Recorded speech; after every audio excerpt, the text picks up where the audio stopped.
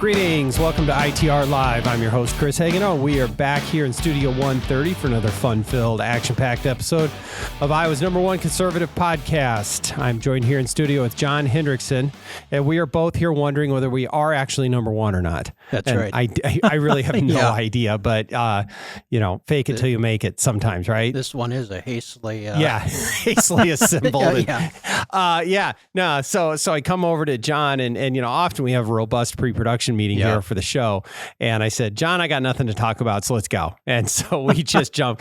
So here we are on a Friday afternoon, and I think what we do need to do, John, is just kind of catch up on some things, because there's been a fair amount going on this week, and maybe it's not a whole half-hour long episode about one topic, but I think we've got some things that we need to sort of touch on today. So,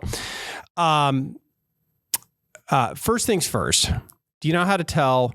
Well, what's the difference between a tornado watch and a tornado warning? How do you describe that to people? I'm not sure. Okay, well, so we just found out before we came in here that at least very close to the Studio 130 here, we're actually in a tornado watch. Oh, really? Which is very strange for this time of year in Iowa. But I saw once, it was a meme that said that if you have a difference between a tornado watch and a tornado warning, is if you have a watch, you have the ingredients for tacos. Oh, okay. And if you have a tornado warning, that means you are having tacos right now. Okay. So anyway, right now we have the ingredients for tacos. Which is, and it's just a thing my kids have always enjoyed that a lot and helped them understand the difference. With her, start freaking out that, tornadoes are on the way. So anyway, before we go any further, John, we've got sort of a tease out, half of an announcement about a big new initiative at Iowans for Tax Relief, but we've done a lot of work on property taxes over the last, many years, but especially this last session. And we talked about this about a week ago when we were going over the results of the ITR Foundation poll about what do Iowans see as the reason that their property taxes has gone up so much. Remember us kind of having this conversation? Yes. Yep. And if memory serves, I don't remember the numbers, but is that about a fourth of Iowans still blame the assessor? Yes. And that number is actually significantly higher among Democrats.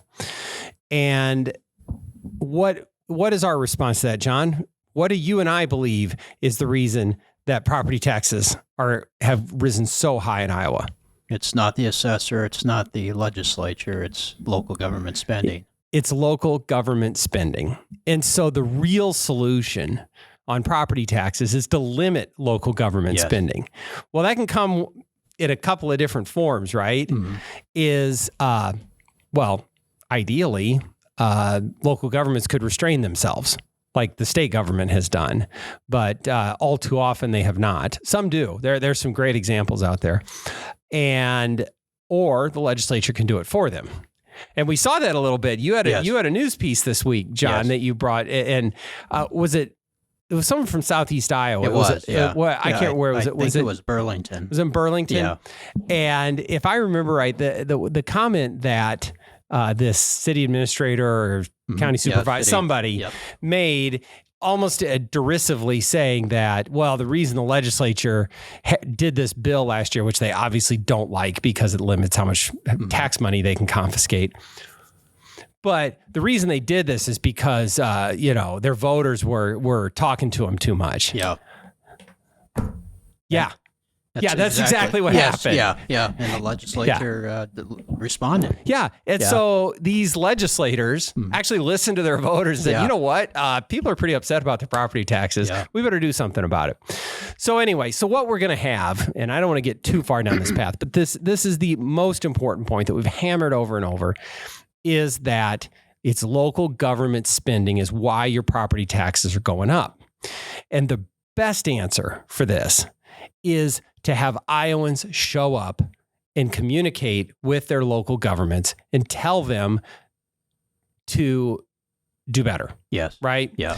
And so we've got some thoughts on that. Yeah. And we're gonna talk about that more next week. Yeah. But I want to go ahead. Yeah, I think you're absolutely right, because civic engagement on this issue is crucial, and it worked. I mean, we saw a number of legislators both in forums that we've hosted, as well as just listening to them talk about when they door knocked, the number one issue that they heard from their constituents was property taxes, and people being vocal about it led to, we hope is the first step in more reforms, but a pretty fundamental property tax bill that was passed this session as a result of people voicing their concerns to their legislators. So it's crucial that people, be involved. Right. Well, in addition to, there's actually several sort of flashpoints that have kind of rekindled this issue lately. It seems like, at least in certain areas, these city administrators and local governments in certain areas want to go back on the offensive and be critical of the legislature and trying to encourage people to reach out to your representative or your senator and tell them that they did a horrible thing by cutting property taxes. So there's some of that going on, which is really, really frustrating because these legislators absolutely were listening to voters and doing what they honoring the will of the people that sent them to Des Moines. Yeah. Another thing that's coming up, and we need to spend some time on this, is along with the city and school elections that are going to take place here in November, are going to be a lot of bond elections around the state of Iowa. And so there's some, mostly schools, but there's some city and county stuff in there that really proposes to dramatically increase spending in some of these areas. Some of these projects are school building projects that are absolutely worthwhile. Some of them might not be as worthwhile.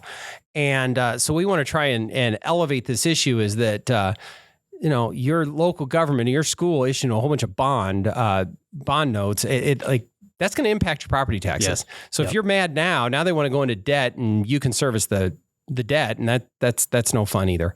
So, that's there as well. So we're going to be following this. We're going to have a lot to say about it, I think, over the next few weeks, especially leading up into the November election. So good. I wanted to check back in, John, on the battle for a new Speaker of the House in Washington, D.C. Yeah. Have they called you yet to see if you're available? No, not yet. I'm waiting. I think you do a fine job, John. But so Steve Scalise was the latest to get the nomination of the House Republican Conference. I'm gonna speak DC swamp here for a little while, but realize that he didn't have the support on the floor to get the 217 votes. Did I say that right? Yes, I believe so. Yeah. So what's next? Yeah, well, I just saw before we came into Studio 130 that they were prepared to maybe take a conference vote this afternoon.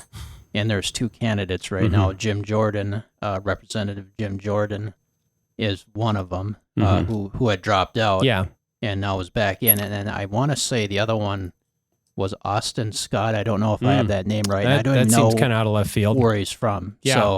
So those were the two names that were being floated right now. I suspect that is Jim Jordan will be the next nominee. So the way this works, if people aren't familiar, is that the Republicans and they call it the conference here in Iowa, we'd call it the Republican caucus, get together and they vote on who they will nominate to be the speaker. And inside of that Republican meeting, it's a majority vote wins. And then that person, because the speaker, that's a constitutional officer that needs to be elected by a majority of all the members of Congress. Yep. And so they will nominate that person, but then they still have to get to 217. And so far, as we learned in the Kevin McCarthy fiasco, Democrats are going to lock up against anybody. Yes. Yeah. And that's where you get this tight margin. And so historically, if you won the nomination, they got that majority vote inside the room with just Republicans, then the rest of the conference on the floor would vote unanimously for, as a show of support for their new speaker. Well, that's no longer the case anymore. And so I don't know how they get there. Now, maybe cooler heads prevail and they will ultimately coalesce around somebody. But if they're not willing to just say, okay, we're gonna fight this out amongst Republicans and then everyone vote for, I don't know how you ever get there. Yes. Yeah. And that comes back to my point is, what is the plan? Yeah. You have a nominee that you think isn't conservative enough or too conservative for the so-called centrists or whatever. But what's your plan? You just going to not govern for a while? I mean, that doesn't seem like a whole lot of fidelity to the wishes of the voters. No. In my mind, not making any comments about the worthiness of any of these individual candidates, but come on. Yeah. No, I think that's absolutely right. And it also, for Republicans trying to make the case that that President Biden and his policies aren't really governing well, it doesn't look good that the Republicans, at least in the House, can't even find someone to lead. And right. The other thing is and there is a lot of issues that we need to address, whether it's the debt or immigration. Of course, foreign policy now is a big one, but we have to keep in mind that we're in divided government. Mm-hmm. And so as much as I want to see spending cut, it's probably not going to happen right now when you have Joe Biden in the White House and Chuck Schumer controlling the Senate.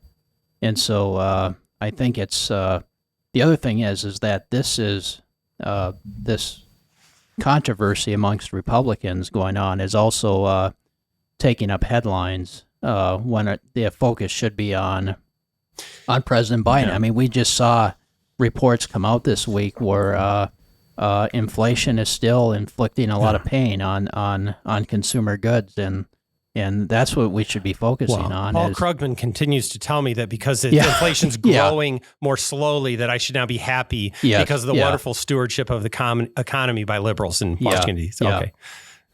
All right. I don't know what to tell you, John. Yeah. Things are hard out there, and they're hard out there for a lot of Americans. Yeah. And we've talked about this, but Joe Biden's marks on the economy are dreadful. Yes. Yeah. And someone needs to show some leadership and some clarity about that there is a different way to do this, that it's not just bloated Washington, D.C. spending. Yeah. And then wonder how, you mean there's inflation now? How did this happen? Yeah. And we can't do that if the only message out of Washington, D.C. is dysfunction by the party that claims to have better ideas. Yeah. Yep. That's absolutely right. It's infuriating, John. We don't even get to have the policy conversation with Americans. No. Because we're over here fighting about personality feuds and who gets the next leg up to be number 7 in the speaker in the leadership elections and all this nonsense. I don't know what this is so fluid, but I did see an article this morning too that they're floating bringing Kevin McCarthy back. Yeah. And wouldn't that be something if they oust him and then all of a sudden he comes back, and what did that achieve? Absolutely nothing. I mean, it just... Well, I can tell you it's achieved absolutely nothing. I mean, without the return of Kevin McCarthy. I look, because it doesn't matter who you put. I mean, as Speaker of the House right now, like you said, you have a razor-thin majority. Mm-hmm. You control no other levers of government. Yeah. At the very best you can do right now is to say no to the other side. Yeah. And rally and plan for January of 2025. Yeah. That's it. Yeah. That's your whole job. Yeah. That's absolutely right. But you've got folks out here that are freelance and trying to prove a point on both ends of the spectrum. Yeah. And I'm fine with it. If you have a plan, if you can tell me, if these folks can articulate what they win on the other side of this and make it worth my time, I'm in. But I've yet to hear anything approaching that. So, okay, I'm done again. All right. Last issue, John. And I did bring this up to you beforehand, but I read this article about Israel and the conflict, because we've talked about this as well this week. And this is an article in the, it's an opinion piece in the Wall Street Journal about a Middle East wake-up call by Walter Russell Mead, and sort of a renowned scholar on foreign policy, I think at the national level, where even if you don't necessarily line up with them, but Hamas's atrocities make complacency much harder to sustain. But will we face up to the Iranian threat? So the gist of the article is, do we have what it takes as the Western world, as the U.S. and Israel and other friends, to actually stand up and take action? And so I'm going to read a paragraph, John, and you've read this, but I'm going to read it again for our listeners. And there are parts of this that I think are just wonderfully insightful. And there are parts of it that I'm just not quite sure I can get around. So I'm going to read this for everyone. So this is how it closes. Finally, there's the question of whether American and Western opinion will awaken to the new state of the world. In a horrible way, the descent of death-dealing paragliders into a peaceful music festival in Israel is an apt symbol of our times. The post-Cold War trance of the West, reaping peace dividends, celebrating flower power, and generally living as if utopia had already arrived, has left us mentally and morally disarmed. The revisionist powers that recognize no moral limits on their power as they seek to overturn the existing world system in an ocean of blood are descending onto our festival of folly like the hellbound paragliders of Hamas. We cannot and should not respond with irrational panic and random outbursts of violence. We must soberly and deliberately address a mortal danger to everything we hold dear, and we must at long last wake up. What do you think about that, John? There's a lot there, and I'm sort of wrestling with this because I'm not sure what he's referring to. I mean, certainly, I don't know if he's referring to the Biden administration policy or sort of a more general U.S. policy that has been in existence since, whether we want to go back to Obama or the Trump administrations. But, I think there is a, so if I could ask him a question, I'd just say, what is the utopia that he's referring to? Because I can see it either way. I wonder this too. I mean, he certainly takes a swipe at flower power and the peaceful music festival and the festival of folly and this idea that we've had it really easy. Yeah. And being able to the luxury of times of peace, times of economic prosperity, and we really don't have a lot to worry about. And we get distracted by other issues when in good times, but now we're not in those times anymore. Is that now things are going to get difficult. The world economy is in peril. Yes. Yeah. And now we have war, really two major conflicts on the world stage right now. And it's not hard to imagine other conflicts after that. And does a whole generation of people who have lived through peace and prosperity have the resolve to take action? And so if I'm right, and that's where he's at, I like the question. Yeah. But what I think he is leading to is a much more robust and active intervention in these conflicts than I might be comfortable with. Yeah. It's going to take some difficult action, and we should be strong. Yeah. But and he alludes to that here, but there was along with this, I noticed that the Wall Street Journal itself had their lead editorial basically saying that the United States needs to beef up aid to both Ukraine and Israel, and they're basically saying that. Well, and they even add Taiwan in there, and so they're. I think one thing is when you look at it, it's a very complicated issue, and as you said, we have a serious conflict going on in Eastern Europe with Ukraine and Russia, and the possibility of NATO getting involved, and you have this war now between Israel and Hamas, and Israel has every right to defend itself. I don't think we're saying that, but this could easily become a wider regional war in the Middle East. And the other thing is that I'm concerned about, we do need to respond to the threat of Iran.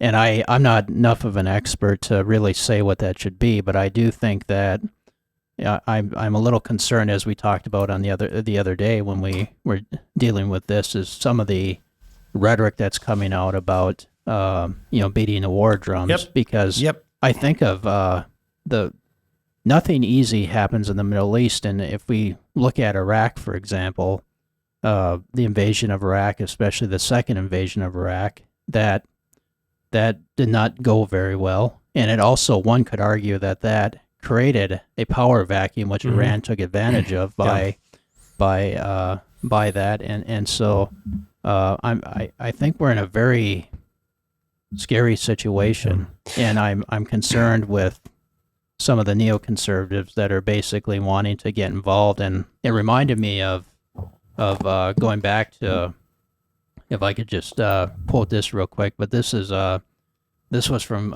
Secretary of Defense Caspar Weinberger, who served in the Reagan administration, and he and Colin Powell had what was called the Weinberger-Powell Doctrine, which kind of governed the Reagan administration. And basically they had 5 points, and they said, in looking at these type of conflicts, the first one, is there a compelling national interest at stake? The second, have the costs and consequences of intervention been considered? Third point, have we exhausted all available options for resolving the problem? Is force a last resort? Is there a clear and achievable military mission and therefore well-defined end state? Is there is there a strong public support, both domestic and international, for the operation?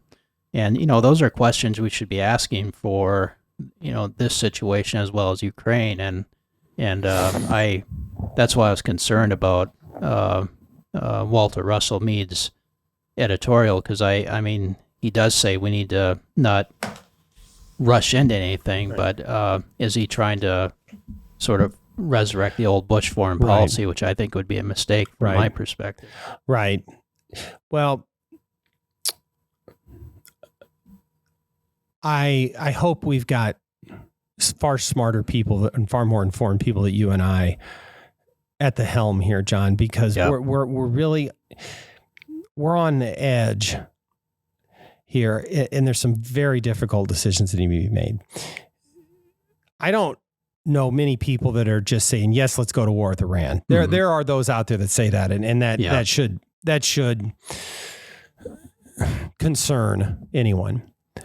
But the Iranians are the ones that signed off on all of this from Hamas, and they are arming Hezbollah. And you see in the Israelis now taking some action in Lebanon with Hezbollah.